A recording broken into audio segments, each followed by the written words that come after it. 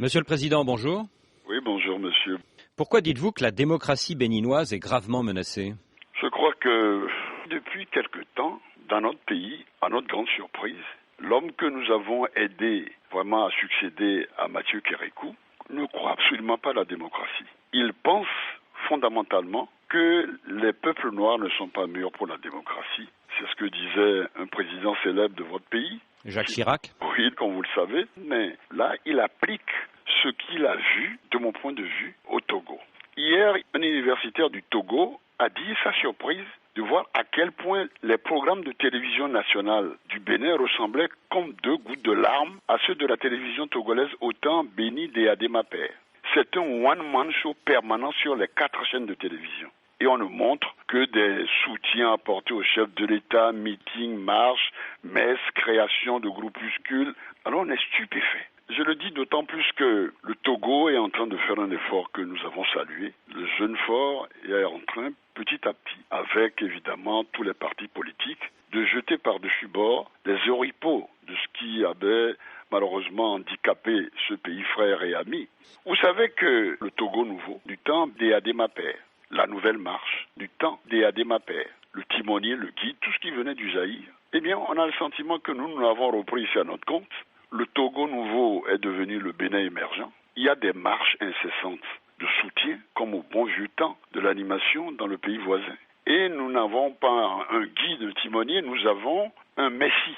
Donc ce qui vous inquiète le plus, apparemment, ce sont les atteintes à la liberté de la presse? Absolument, non seulement, mais à la liberté tout court. Il y a même maintenant, comme le dit l'écrivain Kwao Zoti, il y a des professions de circonstances qui se développent. Il y a des marcheurs, des rassembleurs, des lecteurs de motion, des porteurs de haut-parleurs et même des fournisseurs de pure water, ces sachets d'eau qu'on mobilise pour étancher la soif des marcheurs. Alors on se frotte les yeux, on se demande, mais ça se passe ici dans notre pays?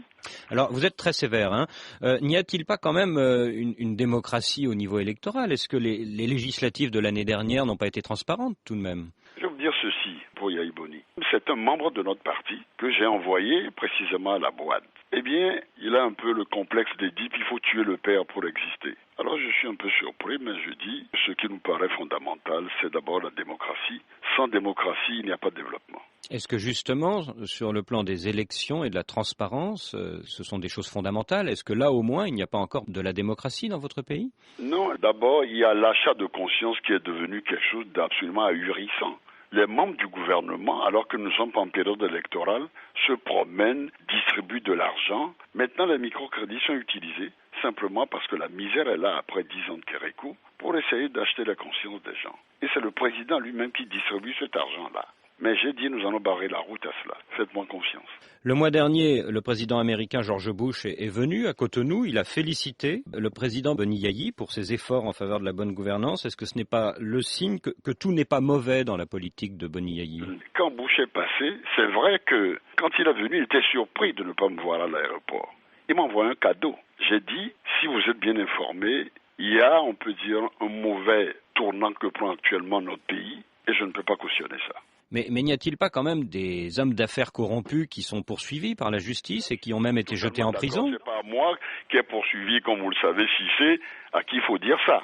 Ça, nous sommes absolument pour la lutte contre la corruption. Ce qu'il y a, c'est que j'ai le sentiment que c'est devenu une sorte de ce que faisait Kérékou pendant la Révolution. Tous les mercredis, on faisait King Kong.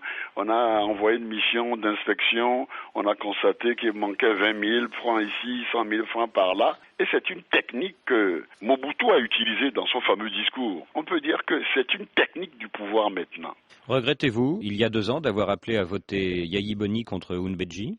Non, c'est-à-dire que, honnêtement, j'ai dit, entre plusieurs mots, il faut choisir le moindre. À l'époque, vous pensiez que Boni Yayi était le moindre mal? À mon avis, oui. Et aujourd'hui, vous avez changé d'avis? Non, je pensais que, bon, avec le temps, parce que après tout, quand vous avez un enfant que vous avez aidé à grandir, vous lui laissez faire son expérience, c'est-à-dire avoir à la fois des succès et des échecs. Mais à partir d'un certain niveau, tous ceux qui l'ont aidé à venir au pouvoir, ceux qui ont mis de l'argent, ceux qui politiquement, j'ai signé un accord avec lui. Il m'a dit c'est un chiffon de papier. Alors là, j'ai perdu la face. Voulez-vous dire que le président Boni Yayi n'a pas respecté l'accord de gouvernement que vous aviez signé avec lui? Ça, c'est un secret de polichinelle, ça. Et nous n'avons pas été les seuls à avoir signé des accords qu'on a considérés comme des chiffons de papier.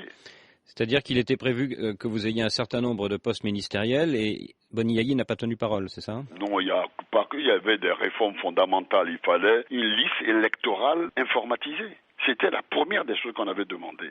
Sans compter qu'il fallait respecter les lois sur la décentralisation. Ils se promènent dans les municipalités comme si nous étions des sous-préfets, ils n'avertit personne. Alors que c'est à la conférence nationale que nous avons décidé de transformer les sous-préfectures en municipalités élues. Mais il dit que, voilà, il fait ce qu'il veut. Alors je dis non, il s'est trompé de pays et d'époque. Nicéphore Soglo, merci.